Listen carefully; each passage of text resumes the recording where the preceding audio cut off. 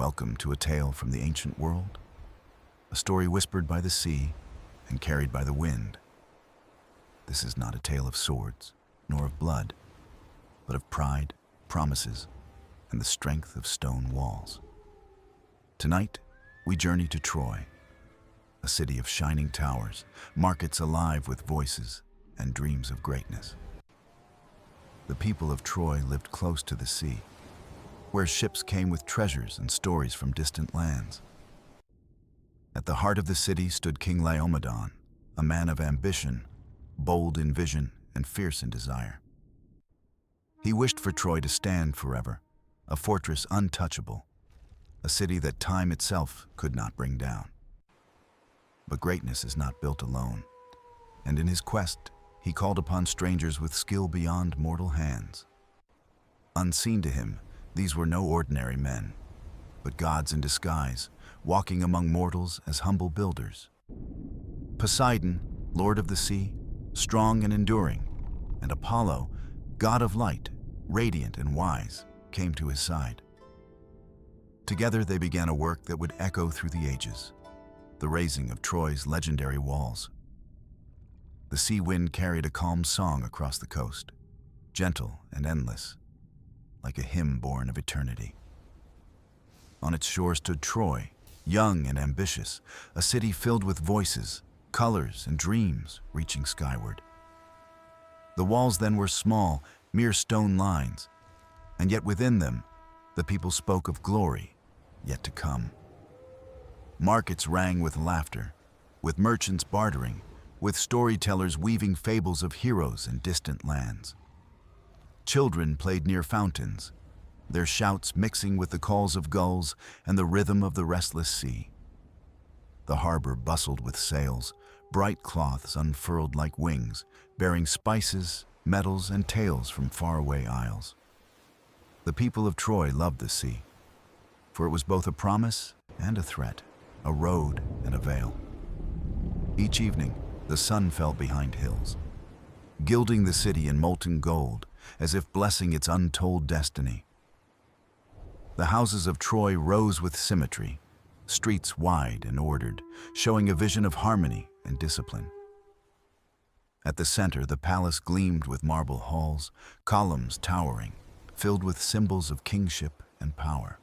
There lived Laomedon, ruler of Troy, his eyes bright with ambition, his voice steady, his dreams vast and deep. He stood often upon the palace terrace, gazing at the horizon, where ocean kissed sky with endless devotion. The city he ruled was alive, yet he longed for permanence, a glory that would resist time's consuming tide. The people sang of their king's vision, their pride swelling, their hopes growing with the city's widening streets. But Troy was not without whispers, for merchants spoke of raiders, of rival cities jealous of Troy's rise. Sailors carried news of shifting tides of power, of kingdoms that grew, fell, and vanished like footprints in sand. Laomedon listened, and though his face was calm, his heart weighed heavy with thoughts of defense and legacy. He feared not today, but tomorrow. The slow erosion of time, the envy of neighbors, the storms of fate. Thus in his heart, he wished for more, not just prosperity, but protection, a circle of strength unbroken. He imagined walls higher than the gaze of eagles, walls wide enough for chariots to ride upon their crowns. He dreamed of gates shining with bronze, towers touching clouds, stone foundations rooted deep as mountains. For him, Troy would be no fleeting jewel, but a fortress that would defy both war and the centuries. Night after night he stood in silence, listening to the sea, wondering what hand could build such a dream. The city slept while the king walked its edges, tracing with his mind the lines of walls not yet built. Every corner, every path, he imagined rising with new strength, a shield around his people and their future. The moon watched him, casting pale light upon stones that glimmered like seeds, waiting for divine awakening. In those hours of solitude, Laomedon whispered to the wind, calling for aid, whether mortal or divine. And though he knew not yet the answer, the sea listened, its waves carrying his wish into the deep. The people dreamed of harvest, of trade, of children growing strong. But the king dreamed of eternal walls. It was here, in this longing, that the story of Troy's walls began, not in war, but in vision. The city by the sea waited, bright and hopeful, unaware that gods themselves would soon walk within its streets. Laomedon's vision grew stronger each day, like fire fanned by the winds of ambition and restless desire. He looked at the hills surrounding Troy and saw places where towers might rise, proud guardians of his realm. The thought of building was not new, but now it consumed him, filling every hour with dreams of stone. He imagined the voices of future generations praising him as the king who gave Troy its unshakable crown. The city's council listened to his plans, some in awe, others in doubt, wondering how such a task was possible. "Stones so high, gates so vast," they whispered. "Even the strongest men cannot raise walls to touch the clouds." But Laomedon's heart was firm, for he believed that destiny favored those who dared to dream beyond limits. He called upon builders, masons, and craftsmen, gathering them in the palace courtyard, asking of their knowledge and skill. They spoke of quarries, of chisels, of mortar and timber, yet none could promise the wonder he desired. The king dismissed them with courtesy, though inside he burned with impatience, knowing mortal hands alone would not suffice. That night, he walked through the quiet streets, the moon shining on roofs, like silver scattered across the earth. The people greeted him kindly, unaware of the storm within their ruler's heart, the weight of his hidden longing. He paused at the city's edge, where the land met the sea, and watched the waves striking rocks with endless rhythm. "How strong the sea is," he whispered. "How eternal its power, how unyielding its song against stone and time. If only his walls could stand like the sea. If only their strength could echo the eternal heartbeat of the waves." His voice carried out across the waters, though he thought no one listened but the stars and the night. Yet the sea heard, and in its depth stirred Poseidon, the great lord of tides, guardian of oceans and storms. Poseidon had long watched mortals, sometimes with favor, sometimes with wrath, measuring their pride and their frailty alike. The prayer of Laomedon reached him, and though the words were small, they rang with a bold, unyielding spirit. At the same time, Apollo, bright god of light and harmony, listened from the heavens, curious of the mortal king. He saw not greed, but longing for legacy, a dream that might shine for centuries if given divine hands. So it was that two gods, one of sea and one of light, began to take notice of Troy's ambition. Laomedon, unaware, returned to his halls, where torches burned low, casting shadows upon marble floors and carved pillars. He sat upon his throne, heavy with thought, considering the cost of greatness, the weight of a promise yet unspoken. "Walls of eternity," he said softly. "What price must be paid? And who will walk with me to build them?" In his silence, the winds moved through the palace, carrying whispers he could not yet understand, whispers not of men. The gods, though still unseen, had heard, and the course of Troy's destiny began to shift like a turning tide. The people of Troy slept peacefully, dreaming of tomorrow's markets and songs, while their king dreamed of eternal stone. The city gleamed beneath the stars, fragile yet proud, its story still young, its fate already touched by the divine. So begins the tale of a bargain, of promise and pride and sorrow, where gods would walk as men to shape the future. And in that future lay not only triumph, but shadows, for every promise kept or broken leaves its mark on history. Morning broke over Troy, sunlight painting the sea in gold, and the city stirred with voices rising from its streets. Laomedon walked through the palace garden, though his eyes were far away, fixed on visions only his heart could see. He thought of walls still unbuilt, of towers still unborn, of a fortress that could shield his people for eternity. But destiny had already begun its quiet work, for the gods had heard, and they prepared to walk among men. Poseidon rose from the sea's depths, his form cloaked, his might hidden, taking the shape of a simple craftsman. He stepped upon the shore with steady feet, the waves bowing behind him as if reluctant to let him go. Apollo descended with morning light, cloaked in mortal guise, his radiance softened, his wisdom veiled behind gentle eyes. Together, they entered Troy, unnoticed by most, for to the people they seemed only wanderers, strangers seeking humble work. The city, alive with trade and laughter, welcomed them without question, for travelers often passed through its busy gates. Laomedon, restless upon his throne, ordered for any skilled builders to be brought before him without delay. Soon the two strangers stood in the hall, quiet and calm, their presence steady, their gaze filled with unseen depth. The king studied them, their garments plain, their hands calloused, yet something in their bearing spoke of greater power. He asked them, "Can you raise walls strong enough to outlast storms, walls mighty enough to hold back any foe?"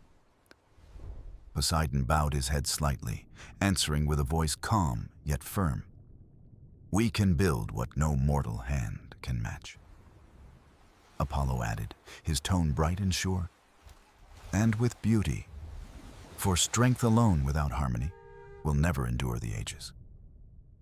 Laomedon's heart leapt, for these words echoed his deepest desire, not just power, but glory that would never fade.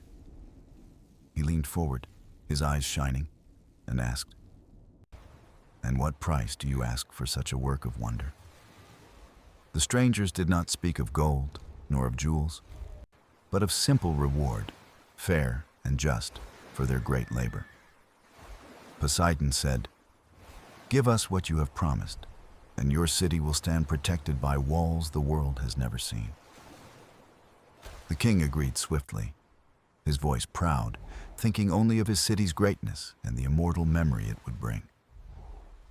The bargain was struck, quiet and solemn, sealed with words that echoed softly against marble pillars of the palace. Unknowing, Laomedon had made a pact with gods, though cloaked as men, and destiny tightened its thread around Troy. The strangers departed, walking through the streets toward the city's edge, where the foundations of greatness would be laid. The people watched with curiosity, whispering of the king's new builders, unaware of the divinity hidden in mortal guise. Children followed them laughing, merchants nodded politely, no one suspecting that gods themselves walked among their steps. The sun climbed higher, shining upon Troy, its towers still young, its story still unfolding, its fate already shifting. In the distance, the sea shimmered, as if keeping silent watch over the bargain struck within the king's hall. Laomedon returned to his throne, his thoughts alive with visions of towering stone and everlasting pride. And the gods, hidden as humble craftsmen, began their work, a work that would echo through time and myth forever. So Troy's walls began, not yet in stone, but in promise, in the hands of gods disguised, and a king's ambition. The sun rose higher over Troy, warm light spilling across the hills, touching the stones where new dreams would rise. Poseidon and Apollo, still cloaked as humble men, walked the city's edge, measuring ground, marking places with careful eyes. They moved with purpose, their steps steady, as if they already knew where towers would stand and gates would gleam. The people gathered, curious, whispering, watching as the strangers studied the earth with a quiet certainty that inspired awe. Children followed them, laughing, imitating their movements, not knowing they played in the shadow of gods disguised. Merchants paused in their trade, farmers slowed their carts, and even elders leaned from doorways to watch in silence. Word spread quickly. The king's new builders had begun their work, and the future of Troy was now unfolding. Laomedon himself came to see them, standing tall with pride, his robes gleaming in the morning light. "Tell me," he asked, "how will my city's walls be raised, and how soon will they touch the heavens?"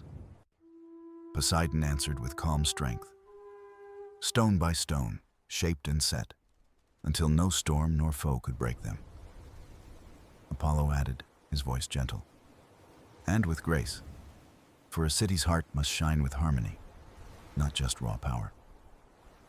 The king nodded, pleased, though impatience flickered in his eyes, for he dreamed already of glory carved in stone. The builders, gods hidden in mortal form, took tools, simple to the eye, yet wielded with unmatched skill and rhythm. Each strike of hammers seemed to sing, each stone fit as if guided by destiny, not by mortal hands. The people marveled, whispering that perhaps these men were touched by divine gifts, too skilled for simple mortals. Day by day, the foundations grew, lines of stone forming the base of what would become Troy's eternal crown. Poseidon shaped the weight, the strength, the endurance, whispering the sea's power into every stone he set in place. Apollo brought balance, light, and beauty, ensuring the walls were not only strong, but radiant, a joy to behold. Together, they worked in harmony, sea and sun united, and Troy began to rise into something greater than before. The people cheered, inspired, offering water, bread, and songs, grateful to witness what seemed like a miracle unfolding. Even the air felt changed, filled with hope, as if the gods themselves blessed the city with their unseen presence. Laomedon walked often among the works, his pride swelling, his thoughts already fixed on the glory of his reign. Yet in quiet moments, he wondered at the builders' calm strength, their patience, their eyes deep as eternity. He felt a strange unease, though he brushed it aside, convincing himself they were merely men of rare talent. The walls grew higher, wide foundations stretching outward, towers rising like fingers reaching toward the unblinking sky. The gates began to form, bronze frames shining, doors imagined with carvings that would tell of Troy's greatness. The people sang songs in the evenings, praising their king, praising the builders, dreaming of safety and endless prosperity. Ships entering the harbor looked upon the rising walls with wonder, whispering that Troy was destined to be eternal. But among the gods, hidden truths lingered, for Poseidon and Apollo knew this was more than mortal labor. They had come not only to build, but to test, to measure the heart of the king and his promises. For in every bargain lies a weight, and in every promise lies a shadow, waiting for its moment to rise. And though the walls grew stronger each day, fate itself watched, weaving threads of triumph and warning into Troy's story. Morning after morning, the sound of hammers echoed through Troy, blending with the sea wind and the voices of the city. The walls rose slowly but surely, each stone laid with care, each corner shaped as if guided by invisible hands. Poseidon worked with silent strength, his presence steady, his movements like tides flowing against the shore without end. Apollo moved with grace, his touch bringing beauty, his eyes bright as if sunlight itself guided every careful detail. Together, they transformed stone into poetry, balance into strength, and Troy became not only safer, but more radiant each day. The people gathered often to watch, marveling at the builders whose skills seemed to defy the limits of men. Children carried water to them, women brought bread, and elders blessed them with words of gratitude and respect. Some whispered they might be favored by the gods, though few dared to believe the gods themselves worked in disguise. The marketplace grew louder with pride, merchants boasting to travelers that Troy's walls would soon be the wonder of the world. Sailors carried stories across the seas, speaking of a city guarded by walls that rose like cliffs against the sky. Laomedon basked in the praise, his name spoken with admiration, his rules shining brighter with each new stone set. He visited the works often, nodding in approval, yet his thoughts lingered not on the builders, but on his own glory.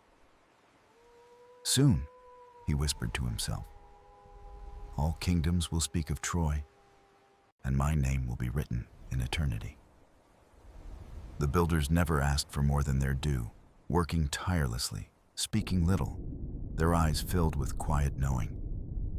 Poseidon's strength made the walls unyielding, unshaken by storm or tremor, grounded deep as if rooted into the earth.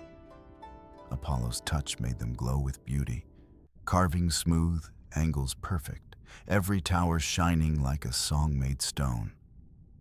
The city began to change, its people walking with new confidence, their steps lighter, their hearts brimming with pride.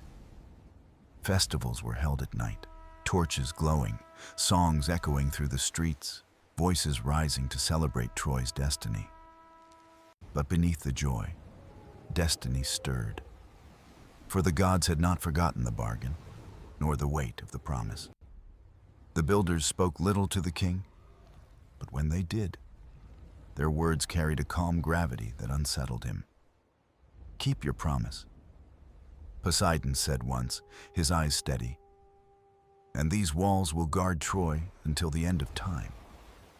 Apollo added softly, honor binds stone as much as strength does, and without it, no wall may stand forever. Laomedon smiled outwardly, nodding, but in his heart, a seed of doubt began to form, small yet persistent. He saw the people cheering for the builders, praising their skill, and pride pricked his heart like a thorn. What if Troy remembers them more than me? He wondered, his ambition clouding the truth of what he had gained. The gods continued their work, unaware, or perhaps all too aware, of the restless thoughts moving within the king's mind. Days turned to weeks, and the walls rose ever higher, casting long shadows across streets alive with life and song. Travelers arriving at Troy gasped at the sight, for the city now seemed untouchable, crowned with walls of living stone. Some declared it a new wonder of the age, a fortress not built by mortals alone, but blessed by eternity. The people believed their city invincible, their king favored by heaven, their future bound to strength that could never fall. Yet the gods knew what the people did not, that stone holds power, but words and promises hold destiny. And so the building continued, each strike of hammer echoing louder, weaving Troy's fate with both glory and shadow. The walls of Troy now stretched across the land, tall and unyielding, a crown of stone that embraced the growing city. The people walked with pride, gazing at the rising towers as if they were watching a dream become solid and eternal. Children played in the dust near the gates, their laughter ringing like music beneath the shadow of the half-built fortress. Merchants spoke of safety, of trade that would flourish, of travelers who would bring riches to Troy once the walls stood. Everywhere, hope bloomed, and with hope came songs, filling streets and alleys with joy that echoed even into the night. Yet among the gods, there was no song, only the steady rhythm of labor, of hands shaping stone into destiny. Poseidon's gaze was deep, his strength never wavering, each strike of his tools echoing like waves crashing against cliffs. Apollo's touch was lighter, yet no less vital, his hands guiding detail, carving grace into what might otherwise be plain. Together, they worked in silence. Yet their silence spoke more loudly than words, a harmony of sea and sun in stone. The people marveled, but Laomedon watched with restless eyes, his pride swelling, his ambition stirring like a storm unseen. He thought not of gratitude, nor of the bargain struck, but only of the glory his reign would claim through these walls. In his heart, a shadow grew, whispering that his crown was his alone, not shared with gods disguised as men. One evening, when the sun bled gold across the horizon, Apollo paused, his gaze resting on the city below. "Look," he said softly to Poseidon, "how the people live lighter now, believing in the promise of safety and peace." Poseidon nodded, though his eyes were stern. "Walls are strong, brother, but promises are stronger. Both must be honored." Apollo's expression was calm, yet a quiet sadness lingered, as if he foresaw the truth of human pride and frailty. Still, they returned to their labor, for their task was not yet done, and destiny demanded the walls be complete. Nights fell, and the builders worked under moonlight, their figures casting long shadows across the foundations of Troy's crown. The city glowed, fires lit in celebration, songs of Troy's greatness rising high, unaware of the silent warnings in stone. Travelers came from distant lands, bringing gifts, marveling at the work, declaring Troy would be unmatched among mortal cities. Laomedon welcomed them with open arms, boasting of his foresight, his wisdom, and his reign, though he spoke not of the builders. The strangers wondered at the quiet men who labored with godlike skill.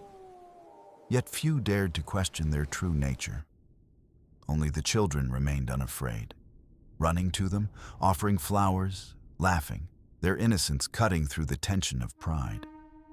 Apollo often smiled at them, speaking kindly, his warmth like sunlight that comforted hearts too young to fear shadows. Poseidon watched in silence, though a faint softness stirred within him, a reminder of the hope mortals placed in faith. Days turned into months, and the walls neared completion, towers crowned, gates framed, the fortress rising like a second horizon.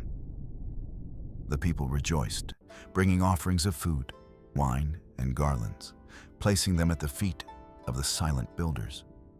They prayed aloud, believing the gods heard them, unaware that the very gods stood before them, cloaked in mortal form. Laomedon accepted the praise as his own, his smile wide, his thoughts consumed with visions of eternal glory and power. "Soon," he whispered to himself, "all will bow to Troy, and none will dare challenge what I have created here." But Poseidon and Apollo shared a glance, their silence heavy, their eyes speaking truths the king refused to see. For walls, though mighty, cannot hold forever if honor crumbles, and promises broken weaken stone more than time itself. And so the labor continued, each strike building not only Troy's defense, but also the fate that slowly drew closer. At last, the walls of Troy neared their completion, vast and shining, wrapping the city like a crown of unshakable stone. From the harbor, sailors marveled at their height, whispering that no army could ever breach a fortress built by such hands. The towers stood proud, gates carved with scenes of harmony and strength, symbols of a kingdom destined for greatness eternal. The people rejoiced, filling streets with garlands, praising their king, and offering prayers to the gods for unseen blessings.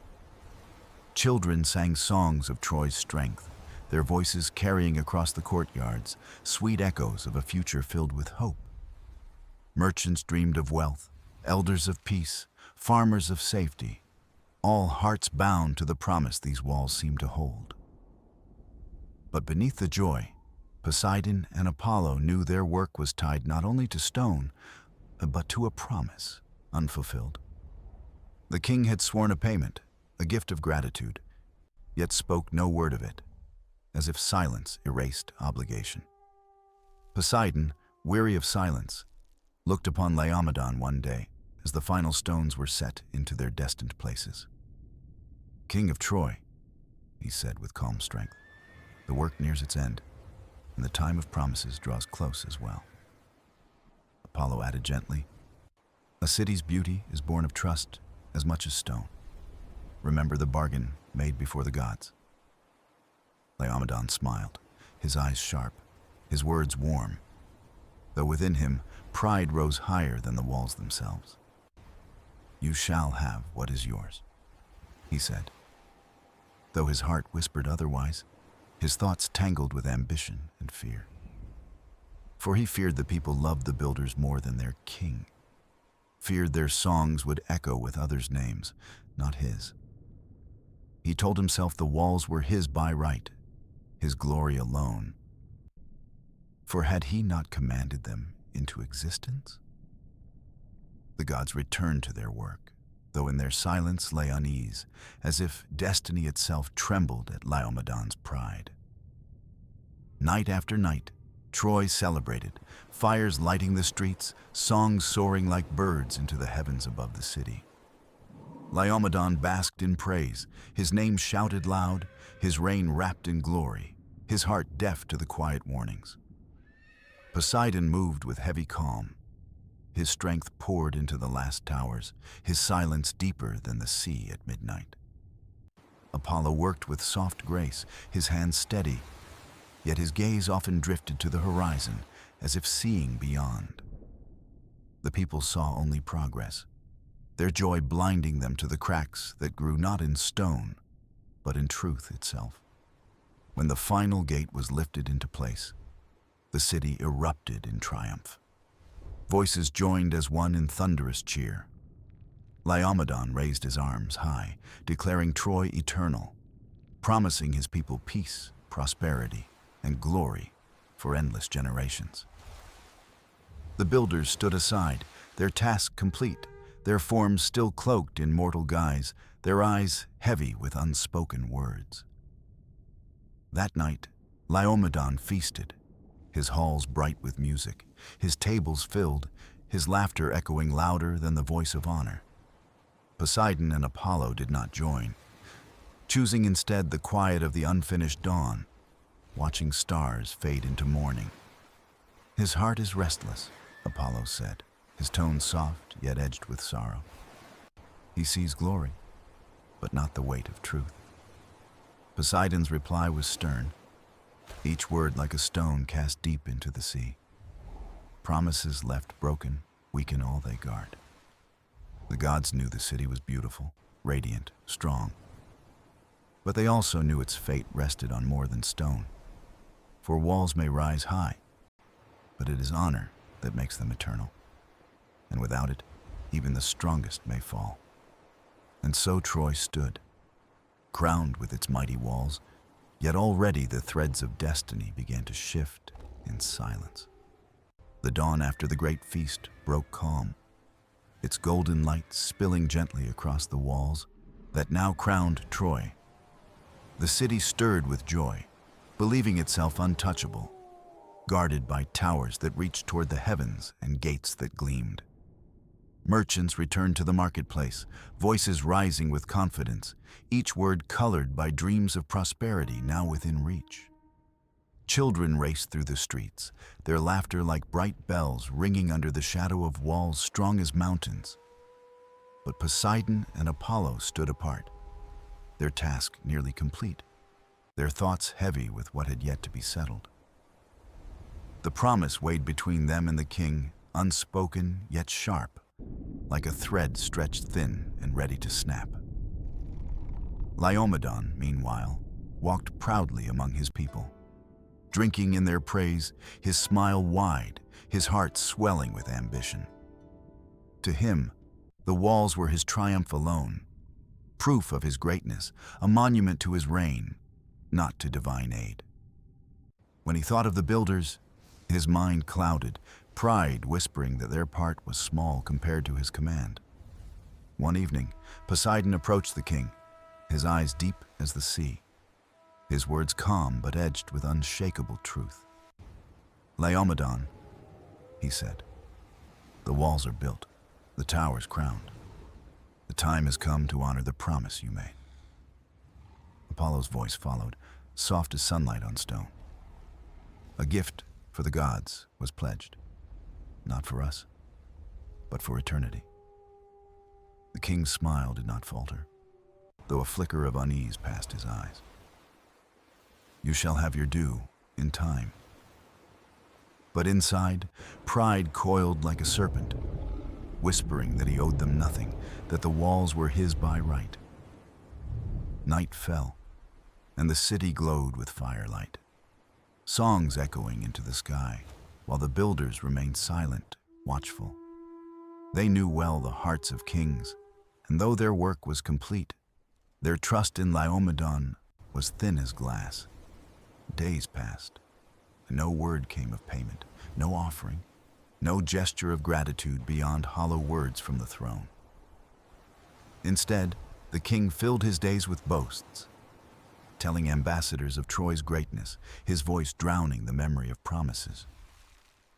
The people, blinded by glory, asked no questions, for they saw only the walls, not the truth behind their creation. Yet whispers began among the wise, those who watched closely, sensing the silence of the builders carried unspoken warning. Apollo, gentle though he was, grew distant, his gaze often turning skyward, his song fading into quiet contemplation. Poseidon's silence grew heavier, his steps firm, his presence like a storm restrained, waiting for a moment yet to come.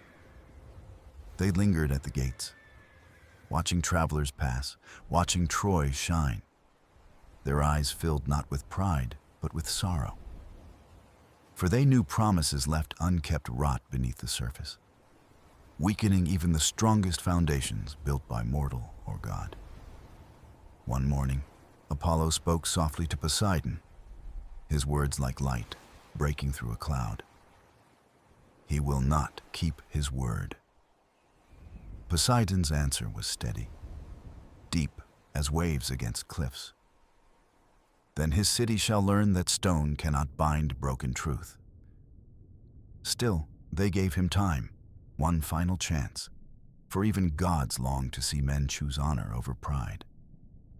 But Laomedon's heart was closed, his voice honeyed, his will iron, his mind fixed on glory he would not share.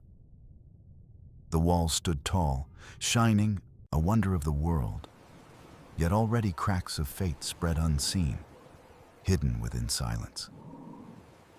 And so Troy shone brighter than ever, its crown complete, while destiny waited patiently in the shadow of broken promises. The days grew longer, and Troy glittered like a jewel by the sea, its mighty walls gleaming under the summer sun. Merchants praised their king, travelers gawked at the towers, and poets sang of a city destined to endure forevermore. But Poseidon and Apollo watched silently, their task complete, their patience thin, their trust in Laomedon waning like dusk. The promise weighed heavier each day, a shadow creeping behind the brightness, unspoken yet sharp as truth unkept always is. One evening, Poseidon stood by the harbor, gazing at ships sailing in, his heart restless, his eyes dark as storm.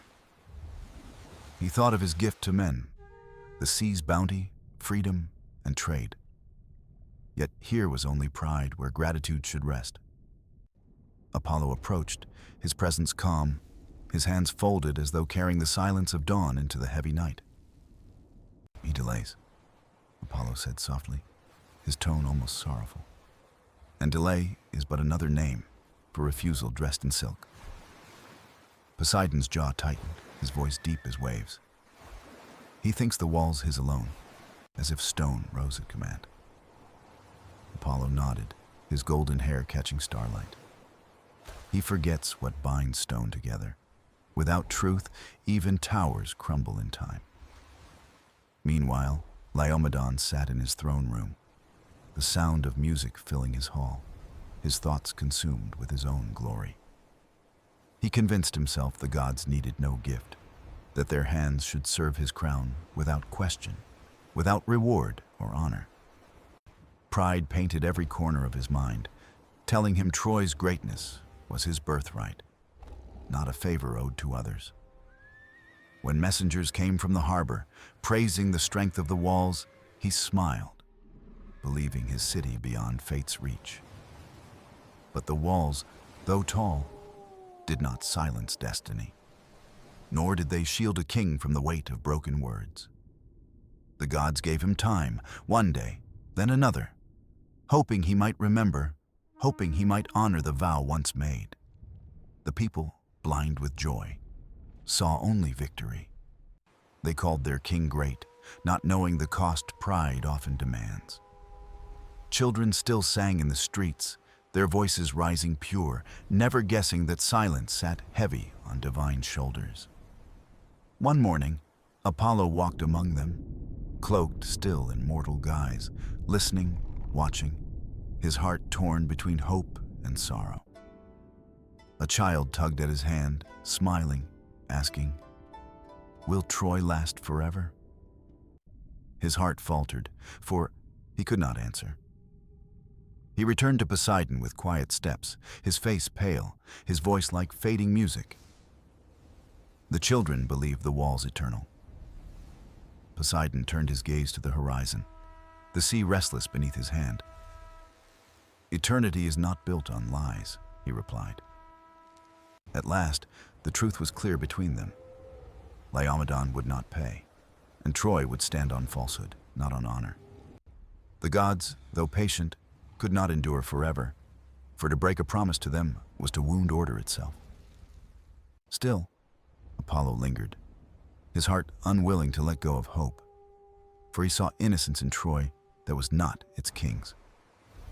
Poseidon's strength rumbled beneath the surface, restrained, his voice low and steady. We gave him time. He gave us silence. The silence of betrayal grew heavier, filling the air, echoing louder than all the songs of celebration in Troy's streets. The city gleamed, its crown secure, but the ground beneath it shifted, for fate had already begun to weave another path. And though no stone had yet fallen and no hand had struck, the true cracks had formed, unseen but certain, deep within. Thus, Troy stood radiant, but within its beauty lay the seed of sorrow, planted not by gods, but by the pride of a king. The moon rose high over Troy, silver light draping its towers, while the sea whispered secrets only gods could hear. Poseidon walked along the shore, his steps deep in the sand, his mind storming with the weight of broken words. He had given strength to the walls, stone upon stone, yet now felt the sting of betrayal coil tightly in his chest. Apollo joined him in silence, the soft glow of his presence lighting the darkness, his face marked with quiet sorrow. "He will not pay," Poseidon said, voice heavy as the tide. "And still he boasts, as though truth were his to bend." Apollo looked toward the city, its fires flickering like stars, and answered, "Pride blinds him. He cannot see what awaits." The two gods stood as brothers in silence, one fierce as the sea, the other calm as dawn, yet bound by disappointment.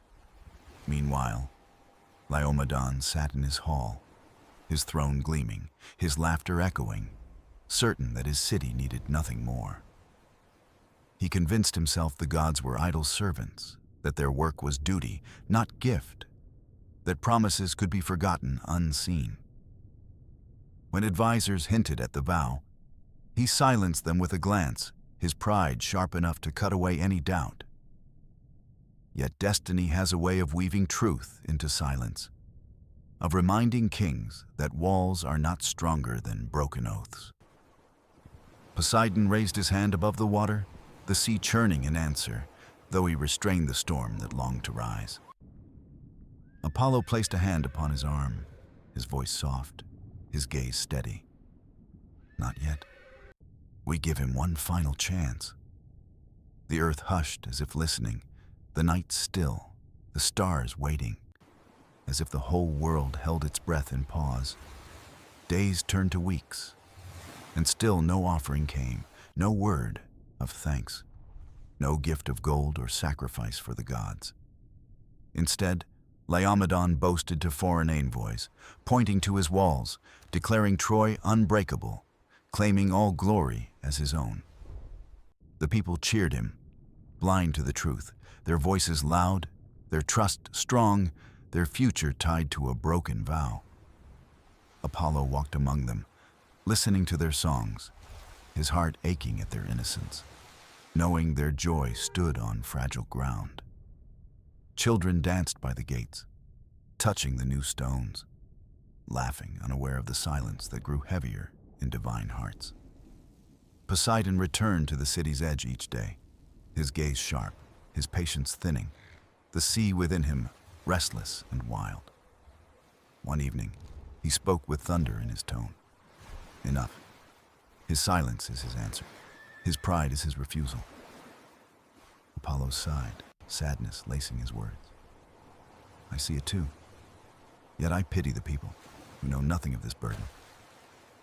The gods shared a quiet grief, not for themselves, but for the city they had adorned, a jewel now stained by falsehood. For Troy's beauty was undeniable, but beauty without truth is brittle, destined to crack beneath the weight of time. Laomedon continued to revel in his glory, deaf to warnings, blind to consequence, certain that gods would forget as men do. But gods do not forget, and oaths made to them linger eternal, their weight pressing upon the very order of the world. The sea grew darker each night, the winds colder, the stars sharper, as if nature itself leaned toward an inevitable reckoning. Poseidon turned once more to Apollo, his voice resolute. We have waited. Now the truth must answer the lie. Apollo lowered his head, light dimming in his eyes, for he knew what must come, though his heart wished otherwise. And so the walls of Troy stood tall, gleaming in the sun, yet already destiny circled, patient as a hunter in shadow. The city seemed untouchable, eternal. But the gods knew eternity belongs not to stone, but to honor, and honor had been lost. The sun set over Troy, painting the sky in crimson and gold, its walls glowing like fire beneath a fading light. The city rejoiced, unaware of the storm hidden in silence, blind to the weight of a promise left unfulfilled. Laomedon stood upon the highest tower, gazing proudly at his kingdom, certain his glory would echo for all time. His people praised him, their voices rising like waves, their hearts full of trust, their eyes blind to the unseen cracks. Poseidon lingered at the shore, the sea restless beneath him, its voice crying for justice, long denied by the king. Apollo stood beside him, light fading from his gaze, sorrow shadowing his face as he watched Troy in its splendor. The walls are strong, Apollo said softly, but strength without truth is only stone, and stone cannot stand against fate. Poseidon's voice rumbled low, steady as thunder on the horizon. The city stands tall, but its heart has already fallen. The gods turned from Troy, their work complete, yet their blessing withdrawn, leaving behind beauty hollowed by betrayal. Laomedon celebrated still, his pride soaring higher than towers, never knowing the gods had stepped away into the silence. His people danced in streets, sang in courtyards, their joy pure, their laughter bright, though destiny's shadow grew long. The sea grew darker each night, its whispers carried on winds, telling of truths ignored, of debts unpaid, of futures lost.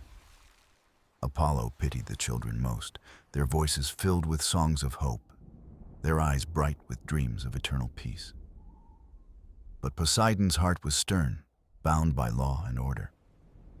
A promise broken to the gods cannot vanish without cost.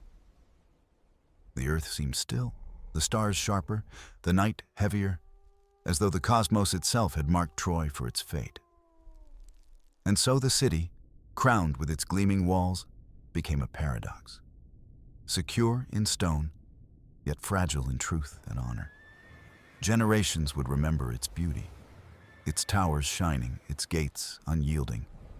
Yet they would also remember the seeds of pride. For in the end, it was not enemies that doomed Troy, nor storms, nor fire, but the silence of a broken vow. Laomedon's name would be spoken not for his glory, but for his folly, a warning to kings who forget their word. The gods withdrew, their hearts heavy, their patience spent, their silence echoing louder than thunder over the restless sea. The people never knew the choice that sealed their fate, never heard the quiet grief of Apollo, nor the fury of Poseidon. They lived, they laughed, they prayed, their lives unfolding beneath walls that stood strong but carried destiny's hidden fracture. Troy gleamed brighter than ever, yet destiny had already written its end, and no stone, no gate could turn its course. And so the tale closes. A city of splendor, a king of pride, gods of sorrow, and a promise left broken in silence. From that silence would one day rise the war to come. Songs of heroes and ruins, of glory and grief eternal. But for now, the story rests in twilight. Troy standing tall, its fate sealed, its walls gleaming, its truth already undone.